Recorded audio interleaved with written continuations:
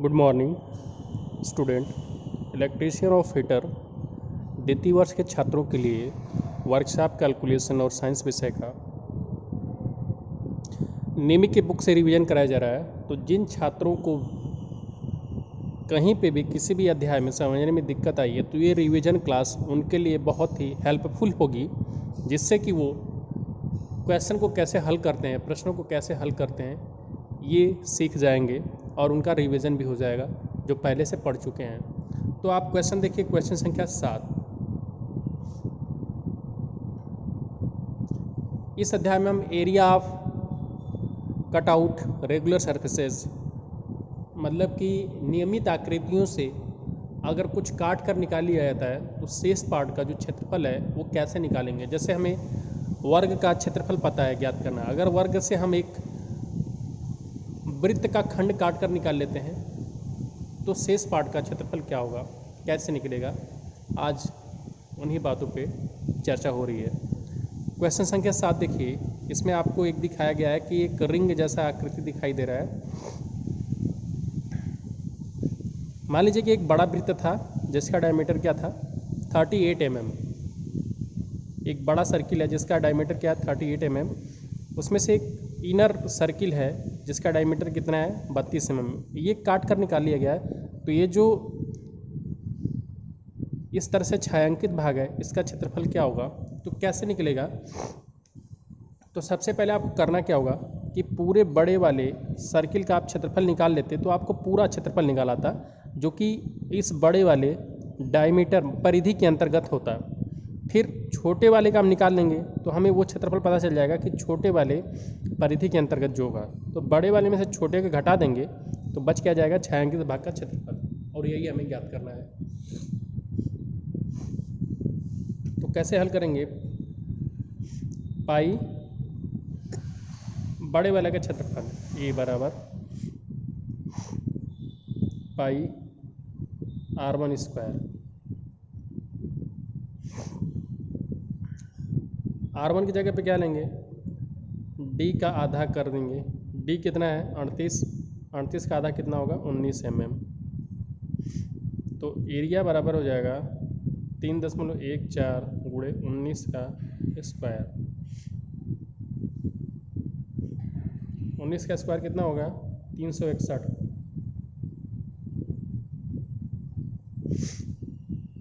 Area कितना हो जाएगा 3.14 गुणे 361।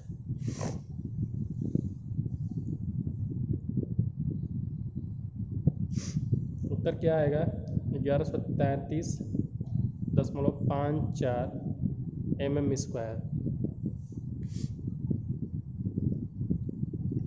सेकेंड पार्ट का हम एरिया निकालेंगे, मतलब अंदर वाले वृत्त का, तो उसको हम a डैश मान लेते हैं।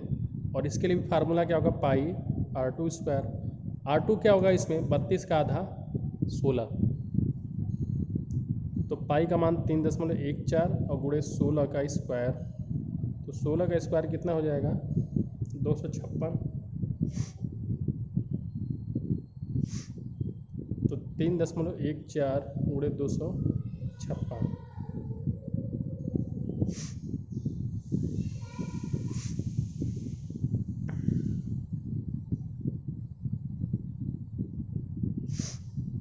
तो एरिया जो है, जो क्रॉस सेक्शनल भाग होगा उसका जो एरिया होगा बड़े वाले में से 1133.54 mm स्क्वायर में से घटा देंगे 803.84।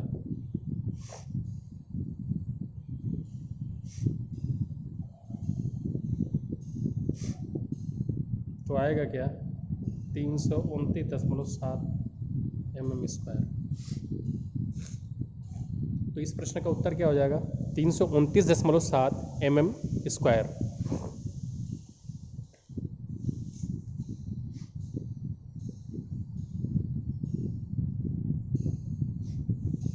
अगला क्वेश्चन देखिए,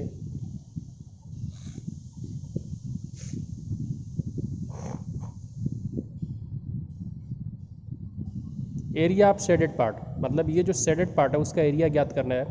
और जिस बात की हमने चर्चा की थी उसी तरीके का बिल्कुल प्रश्न है।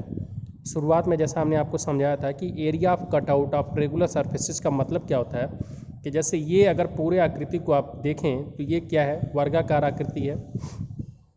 उस वर्गाकार आकृति में से एक वृत्त का खंड काट लिया गया है, जो कि कैसा है, वृत्त का चौथाई भाग है। 90 डिग्री पे काटा गया है, तो वृत्त को अगर 4 खंड करेंगे तो प्रत्येक खंड 90 डिग्री का होगा। तो यहाँ से ये काट कर निकाल लिया गया, तो बचेगा क्या, ये छायांकित भाग बचेगा। तो छायांकित भाग का अगर आपको क्षेत्रफल ज्ञात करने के लिए केवल दिया जाता और ये डायमेंशन न दी जाती तो आप ज्ञात नहीं कर पाते, क्योंकि आपको छायांकित भाग की जो आकृति है ये अनियमित आकृति हो गई और इसका क्षेत्रफल ज्ञात करने का कोई सूत्र नहीं है। लेकिन अगर ये पूरा दिया रहेगा तो हम इसका क्षेत्रफल ज्ञात कर सकते हैं। वो कैसे होगा, आपको हम ये हल करके दिखाते हैं।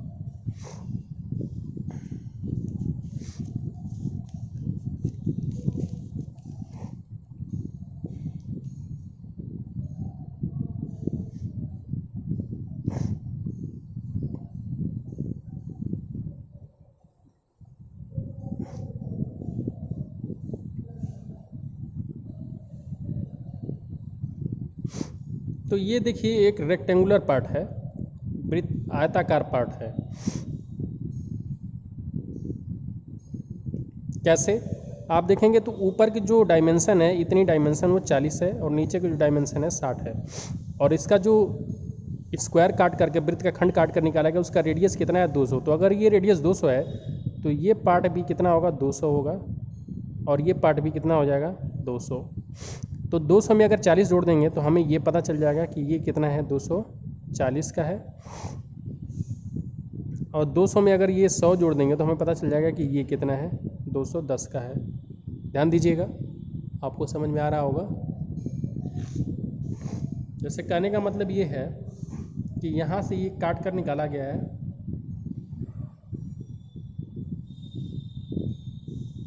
तो ये जो हिस्सा है ये 100 है और ये जो हिस्सा है ये कितना है, 40। और रेडियस कितना है, जो रेडियस है वो r 200 mm है। तो अगर ये 200 है तो ये भी तो रेडियस होगा, इतना भाग, तो ये भी कितना हो जाएगा, 200। और ये भी तो रेडियस होगा, तो ये भी कितना हो जाएगा, 200। तो ये टोटल लंबाई कितनी हो गई, ये 240 हो गई। और ये कितना हो गया, टोटल 200, एक 300 हो गया। 200 में 100 जोड़ देंगे 300, और 200 में 40 जोड़ेंगे 240। तो ये जो लंबाई हो गई ये 300 mm की है। और ये कितनी है, ये कितनी है आपकी, 240 की। तो सबसे पहले हम रेक्टेंगुलर का क्षेत्रफल निकालेंगे, आयत का क्षेत्रफल निकालेंगे। तो आयत का क्षेत्रफल क्या होता है, लंबाई गुणे चौड़ाई। तो आयत का हमें इस पूरे रेक्टेंगल का क्षेत्रफल निकल जाएगा। तो आयत का क्षेत्रफल को हम a मान लेते हैं, और लंबाई कितनी है 300 और चौड़ाई कितनी है 240। तो 24 में अगर 3 का गुणा करेंगे तो एरिया कितना हो जाएगा, 24 × 48, 24 नहीं 72, 72 और 3 जीरो, तो 72,000 वर्ग मीटर हो गया। अब हमें इस वृत्तखंड का क्षेत्रफल निकालना है। तो वृत्तखंड का क्षेत्रफल क्या होगा, थीटा बटे में 360 गुणे पाई r स्क्वायर। तो थीटा कितना है, 90 डिग्री, बटे में एरिया ऑफ सर्किल हम c से डिनोट कर देते हैं, 90 बटे में 360 गुणे पाई का मान 3.14, और रेडियस कितना हो जाएगा, 200 का स्क्वायर मतलब 400। 200 का स्क्वायर करना है ना, तो ये 9 चौको 36, तो 1/4 गुणे 3.14 गुणे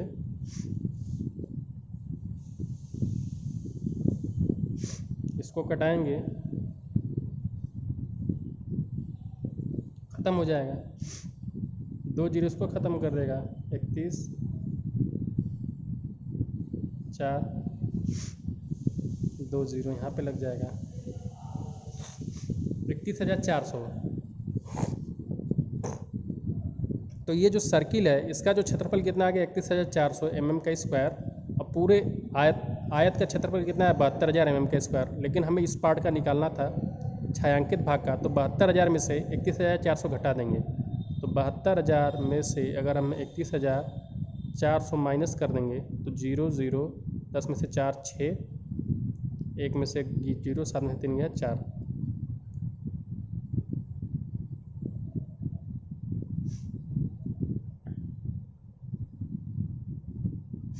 तो ये उत्तर आ गया आपका mm²। तो रेक्टेंगुलर पार्ट का जो क्षेत्रफल आ गया है वो 40,600, एरिया जो आ गया वो 40,600 mm²।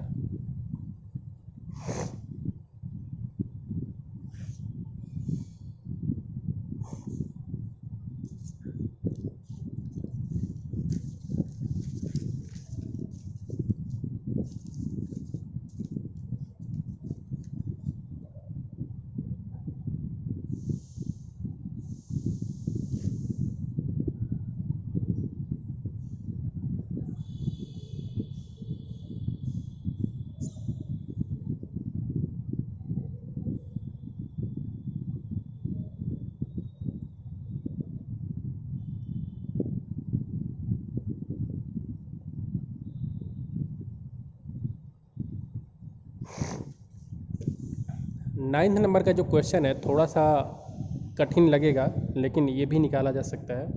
नाइन्थ नंबर का जो क्वेश्चन है, अब देखिए कैसे हल करना है। इसमें आपको जो बड़ा डायमीटर है, इसमें आपको एक रिंग जैसी आकृति दिख रही है। रिंग की आकृति से ये वाला भी हिस्सा काट कर निकाल लिया गया। तो पूछा जा रहा है कि शेष भाग का क्षेत्रफल क्या होगा। तो सबसे पहले हमें जो बड़ा डायमीटर दिया गया है वो 880 mm दिया गया है, जिसको को अगर हम रेडियस में बदलेंगे R1 तो ये कितना हो जाएगा 440 mm हो जाएगा। और जो D दिया गया है छोटा वाला एरिया वो कितना है 580 mm। तो ये R2 कितना हो जाएगा 580 का आधा करेंगे 2 दूना के 4 290 mm हो जाएगा। तो पूरे पहले पार्ट का हम क्षेत्रफल निकालते हैं। तो ये क्या हो जाएगा पाई R1 का स्क्वायर माइनस पाई R2 का स्क्वायर। तो ये क्या हो जाएगा पाई R1 square minus R2 square. तो इसको हम क्या लिख सकते हैं पाई R1 प्लस R2 और ब्रैकेट में R1 माइनस R2। तो 3.14 गुणे 440 प्लस 290 और ब्रैकेट में 440 माइनस 290।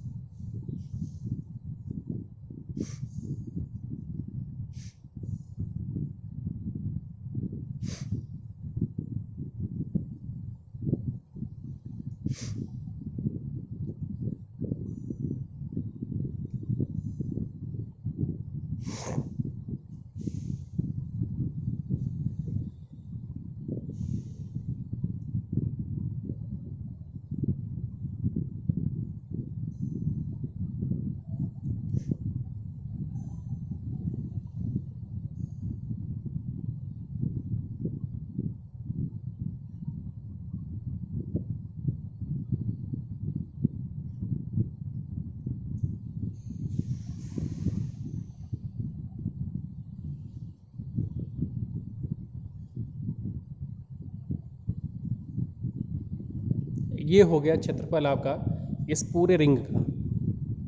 इस पूरे रिंग का क्षेत्रफल कितना हो गया इतना आ गया mm²। लेकिन हमें उसमें से ये काट कर निकाल लिया गया। तो इतने भाग का क्षेत्रफल कितना होता।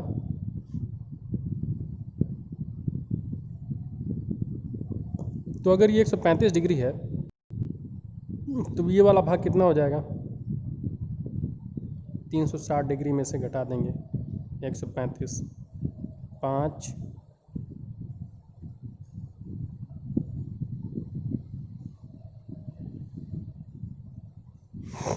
225 डिग्री।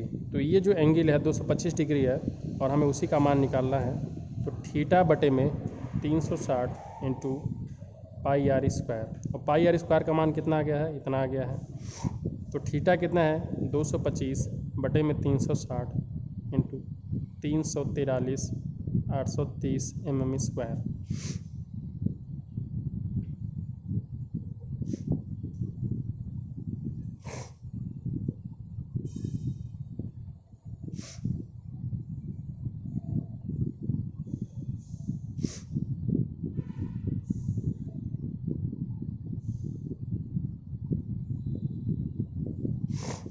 तो आएगा कितना 214.893.75 mm²। अगर इसको हल करते हैं हम तो इतना उत्तर आएगा, जो कि इस वाले पार्ट का, जो अगर ये बचा हुआ पार्ट है उसका क्षेत्रफल हो जाएगा। तो इस पूरे जो सवाल हल करने की प्रक्रिया रही है उसका आप स्क्रीनशॉट ले लीजिए।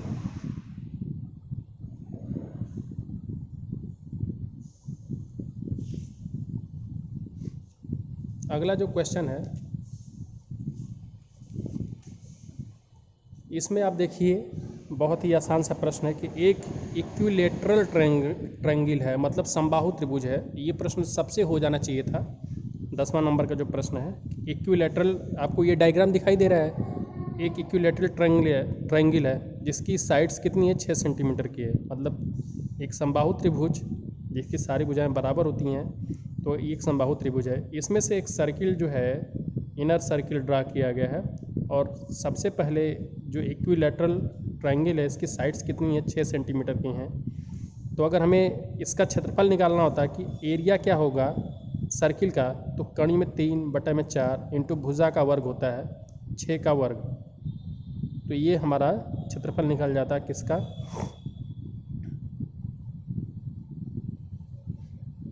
और रेडियस जो है सर्किल का वो 1.73 दिया है।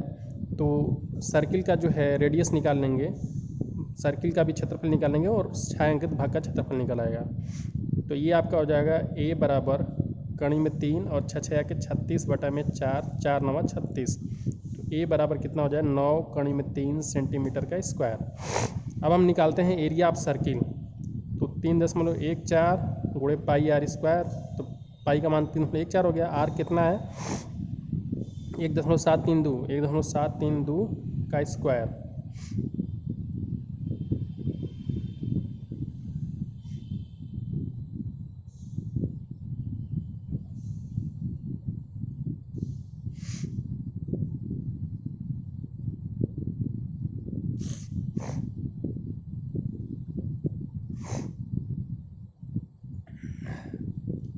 तो सर्किल एरिया ऑफ सर्किल कितना हो जाएगा 3.14 गुणे 2.9998। इसमें भी 3.14 का गुणा हो जाएगा, कितना हो जाएगा एरिया ऑफ सर्किल 9.41 सेंटीमीटर का स्क्वायर।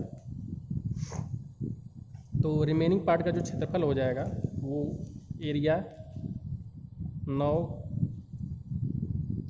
कड़ी में 3 में से घटा देंगे 9.41 सेंटीमीटर का स्क्वायर।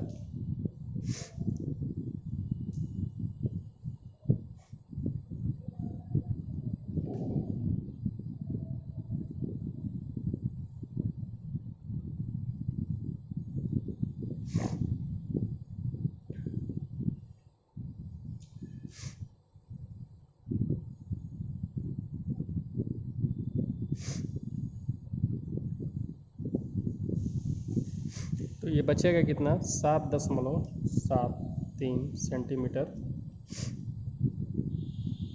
स्क्वायर। ये आंसर हो जाएगा।